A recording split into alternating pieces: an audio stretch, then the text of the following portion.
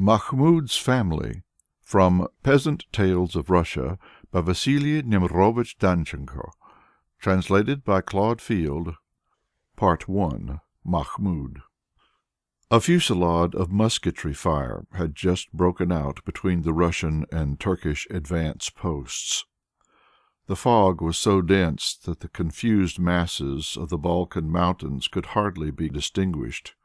They seemed more like clouds which had descended on the earth to pass the night there.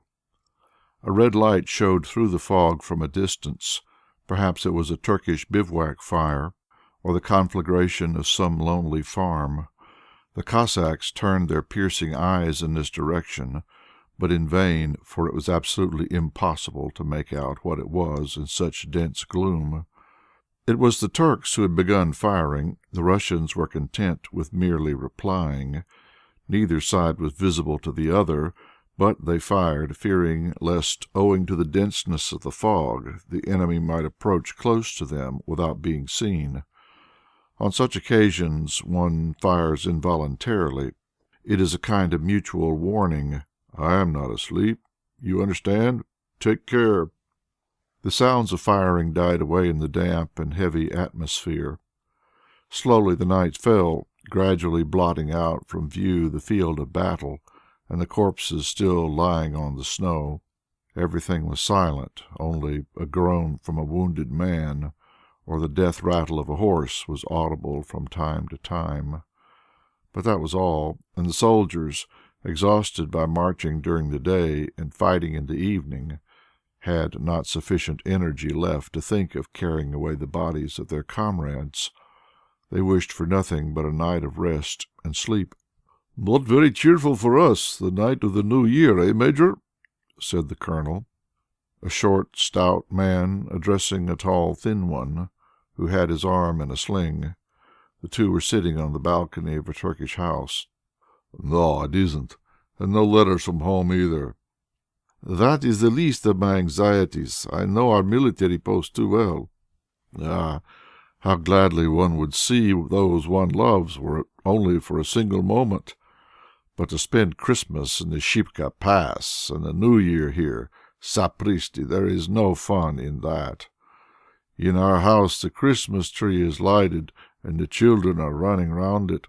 Your wife and children are sure to be with mine, and they will be talking of us. Probably they are anxious because of our silence. As if we could write! We who only rush on like madmen at the risk of breaking our heads. By the way, how is your arm?" "Not very grand, you know." "Well, make use of it." "To do what?" "To go away. Apply for leave, for health's sake." "You ought not to say so to me." "Why?" "Because we are already short of officers, as you know very well. In my battalion there are sub-lieutenants commanding whole companies. Moreover, you and I are not in the habit of separating. We will return home together, that is all. Don't let us talk about it any more." It was now quite dark, and the horizon was hidden. Here and there the darkness was pierced by the luminous points of some windows in the village which were still lit up. Suddenly there appeared in the street the red moving flame of torch, and in the circle of light formed by it a red face wearing a pair of moustaches. At moments there also came to view in the same luminous circle a horse's head with its ears erect. "Panteleieff!" cried the colonel in the direction of the torch.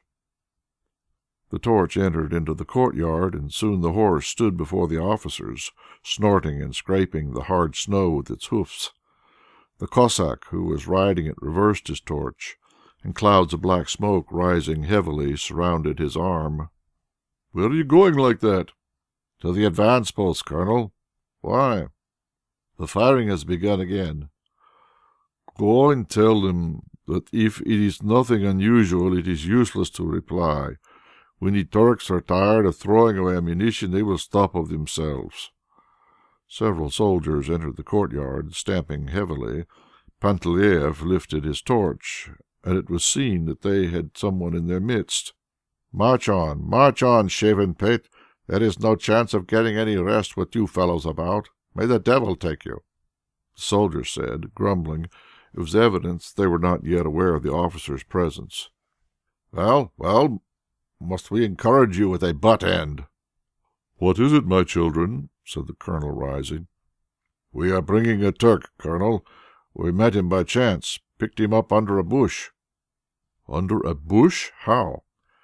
"He was crouched down like a quail. Lieutenant Vasiliev told us to take him alive and to bring him to you, Colonel. His name is Mahmoud." "Give us a light, Panteleieff." The Cossack held his torch near the group, and the red light showed distinctly a face with a large nose and straggling grey moustaches. His nose had a lump in the middle. The reddish scar of a recent wound was visible on the forehead, surmounted by a turban formed of a piece of dirty cloth snatched from some old tent. Mahmoud also wore a yellow cloak made of camel skin. "Stop! Stop! He is an officer," said the colonel, turning towards his friend. The major looked at the Turk attentively. "Yes, and he is an old acquaintance. Don't you recognize him? That scar to begin with. And I am sure he has 2 fingers missing from his left hand. Show us his left hand." The soldier who was standing next to Mahmoud took hold of his hand and held it up. "Yes, it's Mahmoud Bey, a Turkish colonel, prisoner and runaway. His account is settled. The general will probably have him shot. That depends on the mood he is in. It is a pity. Bring him here, my children. One of you stay with us, the rest go as quickly as possible." Mahmoud Bey was brought into the room next to the balcony. A soldier armed with a musket stationed himself on the threshold. The prisoner was almost a giant, thick-set and broad-shoulders. He appeared to be over 50. His eyes had a melancholy expression under their bristling grey eyebrows. His ragged moustache, also grey, was constantly twitching. His feet were bound round with rags. His cloak was torn and had a blood stain on one shoulder. "What is this blood?" "Krylov tickled him up a little with his bayonet behind the bush, Colonel." "Why?" "Because, Colonel, it was in vain that we called to him in good Russian, 'Come out, shaven pate.' He did not listen to us, but only waved his hands. Krylov was annoyed and pricked him a little. Then he left his bush. To tell the truth, we wanted to finish him on the spot, but Lieutenant Vasiliev told us to bring him here. Semyon, give him a chair." The prisoner sat down, after placing his hand on his heart, his mouth and head successively. His expression was still melancholy. He evidently did not expect anything pleasant from his new masters. His large nose drooped over his ragged moustaches. His head was sunk between his shoulders. Part 2. The Examination. Having in the course of his military career served in the regiment on the frontier of the Caucasus, the major had picked up a little Turkish, so they dispensed with an interpreter. "I think we have met before," he said to the prisoner. "You are Colonel Mahmoud Bey." The Turk lowered his head and assumed an attitude of utter prostration. "Perhaps there is a mistake, and I am taking you for someone else," added the major. "I never lie," said the prisoner, rising.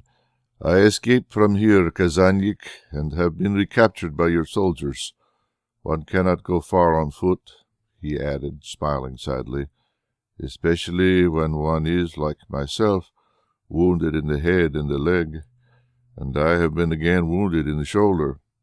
"You should know that according to the usages of war," answered the major, who attempted, but in vain, to speak in an official tone, "it is superfluous to tell me that. The power is on your side. You are the victors. Tell them to kill me. I know perfectly well the risk I ran when last night I escaped from the house of the officer in whose charge I was. I have played, I have lost, and I must die."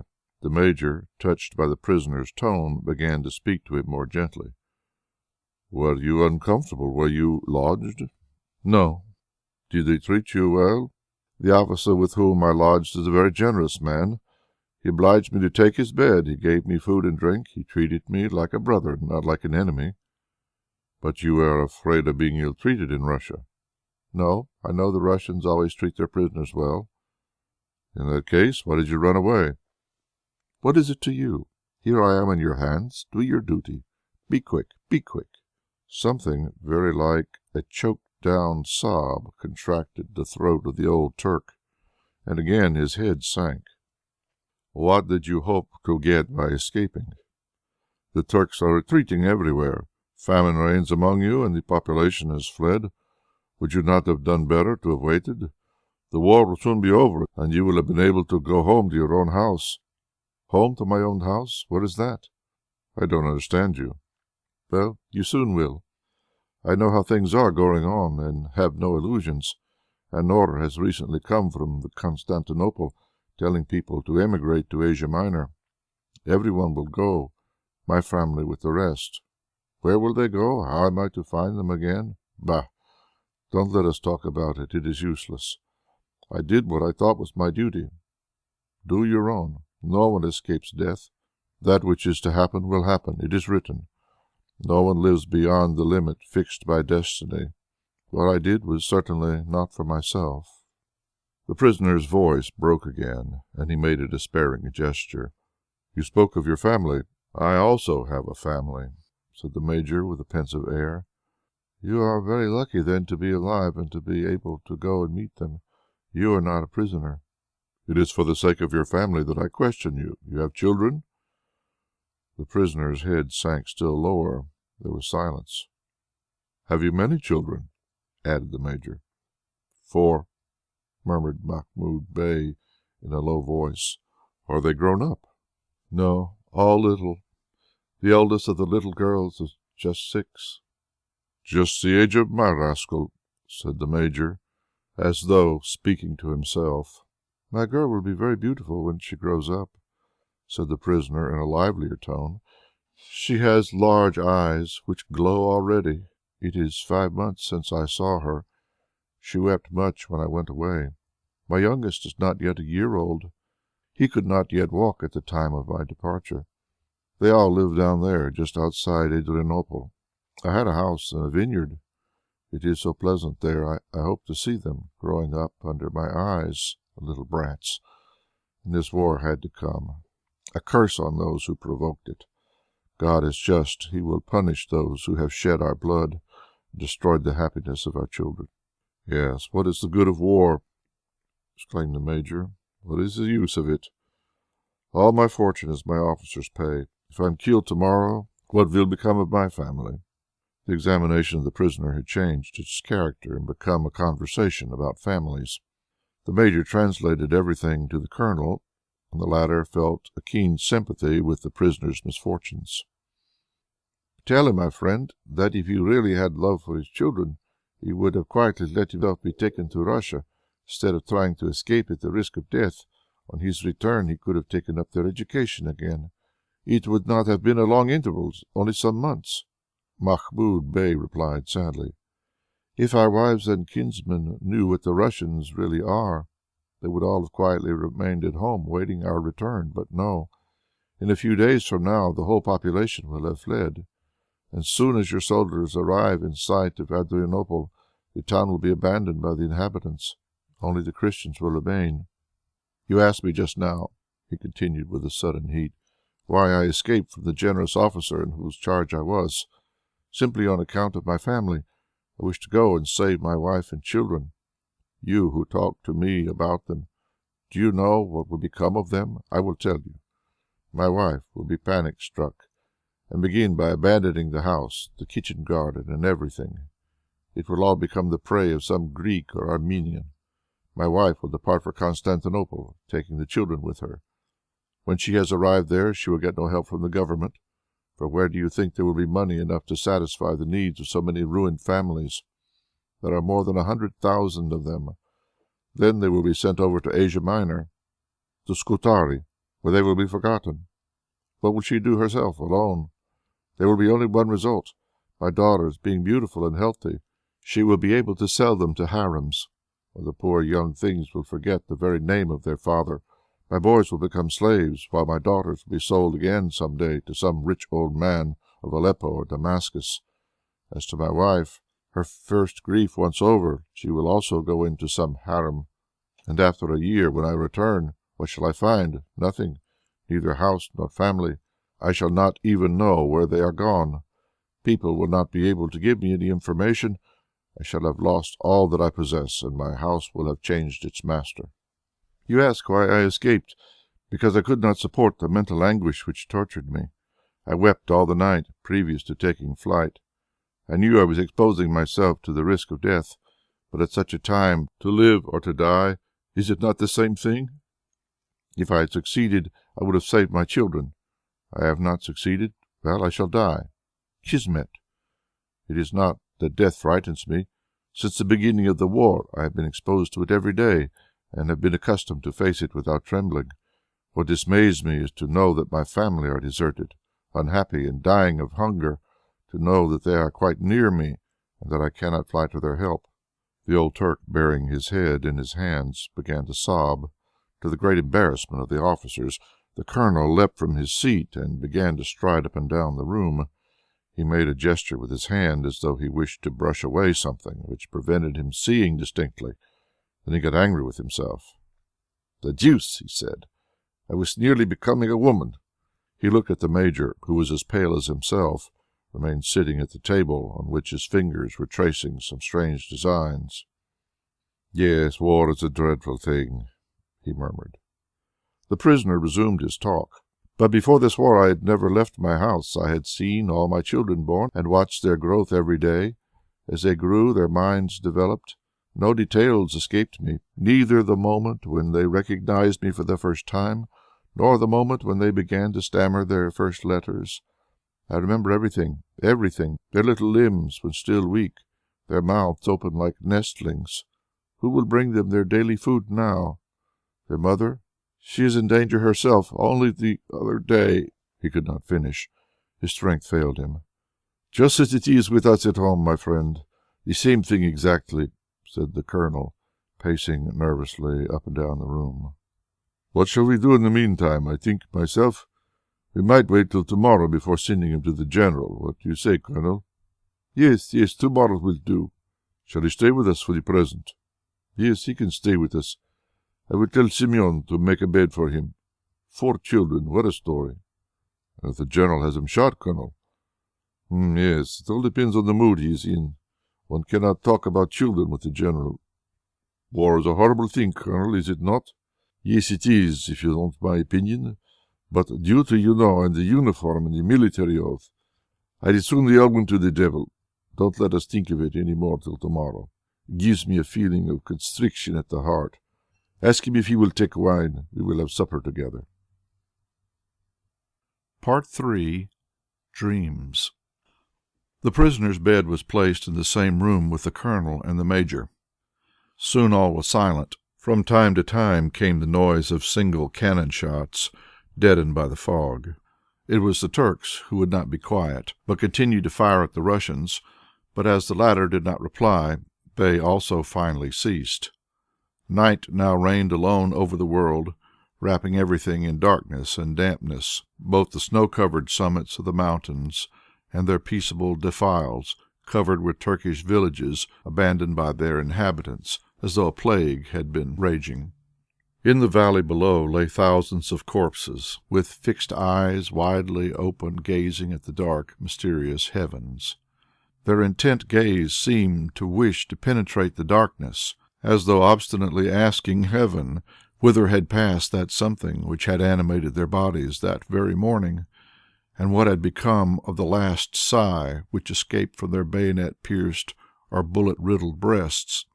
But the dark, inaccessible sky regarded them sadly from above, letting fall now and then cold tears on these disfigured faces. The major could not get to sleep.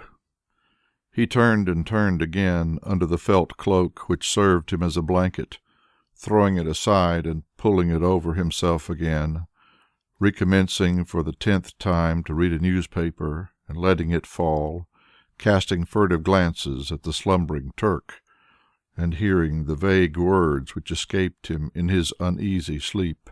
Weary with his restlessness, the major tried to oblige himself to think of something else, but his thoughts always returned to the same point. Even when he had finally closed his eyes and his breath had become more equal, when night had cast its soft spell over the room, his thoughts continued without change to work in the same direction. He dreamt of children, not the prisoner's unfortunate brats, but of his own, surrounded by all the care of a mother, and sheltered from danger in the midst of the profound quiet of the steppe which surrounded the little Russian town where his family dwelt. His thoughts flew to them over thousands of versts. All else had vanished, nothing of the present remained, neither the battles nor the innumerable corpses, not that ocean of disasters which for a long time had been rolling its blood-stained waves under the Major's eyes. This is what he saw: a moderately sized room with a sacred icon in one corner. A night-light burned softly before the icon, as though intimidated by the constant sight of the saint's austere face, whose expression appears still more sombre in contrast with the silver ornaments of the frame in which it is set. The feeble rays of this pale light show in the shadow of the outlines of two little beds with very white curtains, from behind which proceeds the sound of equable breathing. The Major lifts one of these curtains. The little girl in this bed is too hot. She has pushed off her coverlet, and all rosy with sleep she slumbers without dreaming, her little plump legs gathered up close to her body, and her pulpy mouth half open. The little monkey is tired with running about the whole day. She has rolled down ice slopes, she has teased her favorite fowls and her cock, she has fed the pigeons, and amid other things she has fought with her little brother. Now she slips her little fat hand under his head. She seems about to open her eyes and close them again, smiling at the sight of her father's face as he hangs over her. He takes a long look at her. "Sleep, my darling, sleep, my angel," he murmurs, making the sign of the cross above her. Then he turns to the other little bed.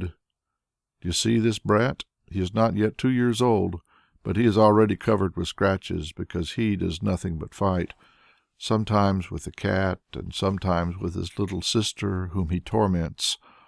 Accordingly his cheek is marked all over by the cat's claws, who, however, appears at present to have made a truce with her enemy, for there she lies rolled up looking like a ball of grey wool.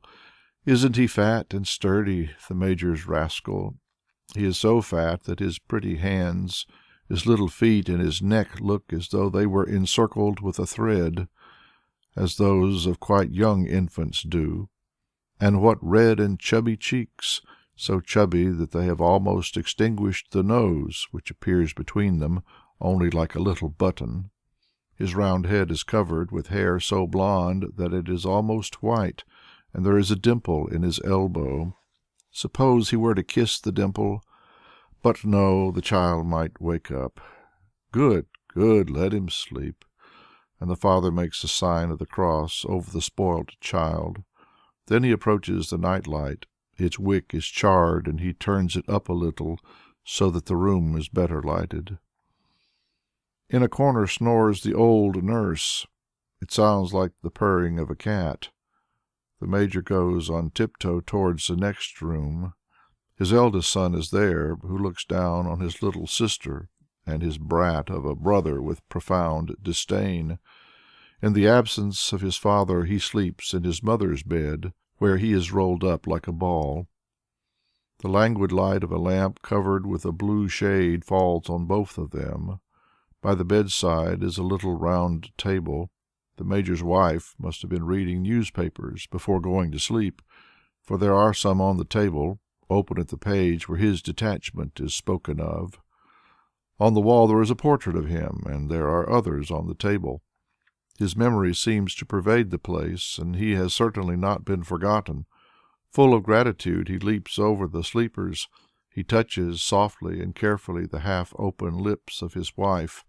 He kisses her gently on the forehead and her closed eyes. She seems to have grown thinner. Her nightdress is open at the neck, on which the light of the lamp directly falls. It is quite natural that she should have grown thinner through anxiety on account of her husband. She has put one arm around the neck of her boy, who sleeps cozily, his curly head resting on his mother's shoulder, his mouth a little open. What teeth he has! And one eye is blackened. What peace reigns here! It seems as though a spirit of purity brooded in the atmosphere. Everything here breathes of love, calm, and serenity. It is as though an angel's prayer hovered over these two rooms, protecting these dear heads from all evil thoughts, from despair and hatred. If anyone at this moment had watched the face of the Major as he lay asleep, he would have seen a happy smile pass over the lips of this thin, tall man, so happy that the old Turk who lay not far from him could not have supported the sight of it. The latter was, all the night long, tormented by painful thoughts. He turned uneasily on his couch, and now and then a scalding tear rolled down his face. The night herself seemed struck by the contrast. She sent him a mysterious vision, and as soon as the sleeper perceived it, his expression changed immediately. His contracted muscles relaxed, his mouth, almost invisible before under the great nose, showed a smile. The tears on his cheeks dried. The prisoner was evidently dreaming of something happy. The night hung over him, her visage veiled in black. She murmurs beloved names in his ear, and sent him only dreams of happiness. Then, softly and gently, she glided towards the Major. What is the matter with him? He seems to be having a trembling fit. Night hangs over him and covers him with her black veil. Anyone who watched him just now would be struck with the sudden change in his expression. His features betray astonishment and terror. He tries to rise, to shake off the heavy chains of sleep, but Night holds him in her grasp. She has placed her hand on his chest. He sees a thing so strange and extravagant that his blood turns to ice in his veins. The quiet rooms of his home seem to be filled with a strange murmur. The children rise in their beds and fix their eyes, dilated with terror, on a black, menacing cloud which hovers slowly above their heads. The father looks at it. What is there in the cloud which so alarms his children? His heart beats violently. The cloud continues to descend. The children jump down from their beds. The little boy who was sleeping in the next room runs hither. They call their nurse. She has disappeared. There is nothing but a heap of old rags in the place where she was lying. The children call to their mother, but the black cloud hides her from their eyes. There they are alone, face to face with it. It sinks slowly on the ground as though it were descending into the waves of the ocean. Its vague, fluctuating outlines assume distinctness. The Major and his children at last perceive what it contained. What they see is a body of enormous length stretched out. Round it are standing four little children with great black eyes full of anguish and distress. The children weep bitterly, and their tears fall on the corpse which they surround. The Major's children approach them and begin to examine the body, whose grey head with its large nose, the scar on the forehead, and the grey bristling moustaches leave no doubt in the Major's mind as to its identity. The body is that of Mahmoud Bey. Everything is there: the fresh wound on the shoulder, the clotted blood on the ragged cloak, the stiffened feet in rags. "But who has done that?" asked the Major's little girl, a moment before flushed with sleep, becoming suddenly pale. "Who has killed him?" asked the little boy of 6 with the black eye. The youngest of the children is holding him by the shirt sleeve. The Turk's children, the black-eyed brats of a tawny tint, turned towards the Major and pointed him. "It is he who has killed our father. Yes, it is he. He has cast us on the street and reduced us to poverty and helplessness." The Major tries to speak or cry. His heart is nearly bursting with agony. His tongue feels paralyzed. His voice is choked in his throat. This father sees his children turn from him with horror. The youngest even lifts her little hand as though to shield herself. He tries to approach her, but she runs away. Her features convulsed with terror. She points to his hand and cries, "Blood! Blood!" The Major looks at his hands. The little girl is right. They are covered with blood. Then he tries to speak, but he cannot articulate a word. He feels as though someone had squeezed him by the throat and were trying to choke him. He struggles desperately, makes a final effort, and awakes. Throwing away the cloak which covers him, he rises. The Turk was not asleep. He was sitting at the table with the Colonel. "Well, Major, it seems to me that you have had a good sleep for the New Year." "Yes, and I've had a dream." "You too," said the Colonel in an embarrassed tone. "Why do you say 'you too'?" "Yes, you can't imagine what absurd dreams I have been having. I have never believed myself so sentimental." "Had your dream anything to do with the prisoner?" "Naturally. You remembered my Volodya?" "A curious question, as I am his godfather." "Indeed, you are right. My head is decidedly queer. Well, I have had that rascal at my heels the whole night. He insists obstinately that I should give the Turk up to him." "Why?" I asked, and he answered, "He also has little Volodyas, and I will let him free to go and find them." "Yet, my friend, I don't think we drank much more than usual last night." "Certainly not." The Major looked fixedly at the Colonel. But think what I have dreamt. It is much more serious." "Not really?" "Yes, indeed." The Major related his dream. "We are becoming superstitious," said the Colonel. "Come what will, we must make up our minds. I will send this Turk to the General as quickly as possible. May God look after him. The General must decide his fate. If we keep him here, we shall end by going mad." "In that case, I have a favor to ask of you." "What is it?" "I wish to go myself to the General." "You?" "Yes, allow me to conduct Mahmoud Bey to him." The Colonel gave a side glance in order to preserve a serious expression, and finally said, without looking at the Major, "There is nothing against it, but you will need a horse." "It is easy to find one. Have we not taken enough from the Turks?" "True. Very well, there is no obstacle." "Hand the prisoner over to the General," added the Colonel, in the tone of a superior officer giving an order. Walking slowly, and accompanied by Mahmoud Bey, who looked as melancholy as ever, the Major arrived at the Russian advance posts. A Cossack on horseback emerged from the fog. It was a sentinel. Two other Cossacks lay stretched on the ground.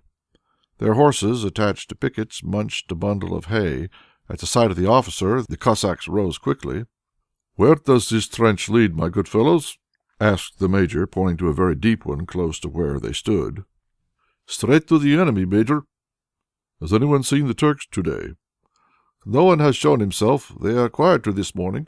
Yesterday they raged like madmen, but thank God they are giving us a respite now." "They have understood that they are wasting ammunition." The Major signed to the prisoner to follow him, and descended into the trench. A moment after, one of the Cossacks was at his side. "What do you want?" "One must take precautions, Major. We never know what may happen. The Turks are not very far away, you know." "It is unnecessary." "But, Major, your prisoner may escape." "No, he won't. He has even promised to point me out the Turkish positions." "Return to your post." The Cossack went back. The other two rode in silence for half an hour. Finally the Major halted. "Listen to me, Mahmoud Bey. The Turkish army is not very far from here. Escape, and go to Andrianople and find your children. You understand me? I have children also. Well, what are you waiting for? Go, escape, and be quick. There is no time to lose. I might change my mind," he added, half smiling. The Turk seemed absolutely petrified. He blinked his eyes. Evidently he understood nothing. "I tell you, go and find your family. Do you understand?" Quickly, and before the Major understood what he was going to do, Mahmoud Bey stooped down, seized his hand, and kissed it. "Listen to me, Russian. I can never requite you this kindness. I do not dare to wish for you that you may find yourself one day in a position and chance upon a Turk as good as yourself. But know that there is only one God. Religions are diverse, but God is one. I promise you that I and my children, as long as we are alive, will pray God to preserve you for your children, as you have preserved me for mine. May the sun shine on you for many years. Farewell, Russian, farewell." Then, as though fearing the Major might change his mind, he whipped up his horse and disappeared. After waiting some minutes to allow him to get at some distance, the Major returned. When he arrived at the Russian outposts, he met the same Cossack who had wished to accompany him, and said, "Your prediction is fulfilled. The Turk has escaped." The Cossack studied the Major's face and said, "I wish him luck. It is not prisoners we are in want of. We shall soon not know where to put them." When the Major rejoined the Colonel, he found him walking up and down the room in a state of great agitation. "Well?" "Arrest me. I have let the prisoner go." The Colonel hastened towards him and embraced him nervously. "There, Volodya has his New Year's gift. Let us hope that now he will let me sleep in peace." "But ought not a report to be made?" "Why?" "On the papers dealing with the prisoner's case." "The papers? There are their ashes in the stove. I have burnt them. Poor wretch! He will have to hurry. He will have to hurry to find his family." End of Mahmoud's Family. Hi, this is Super Utils with some afterwords. I'm here just to ask, if you enjoyed this audiobook, then please do click on the like button down below and subscribe to my channel. Thanks a lot for your attention and have a wonderful day!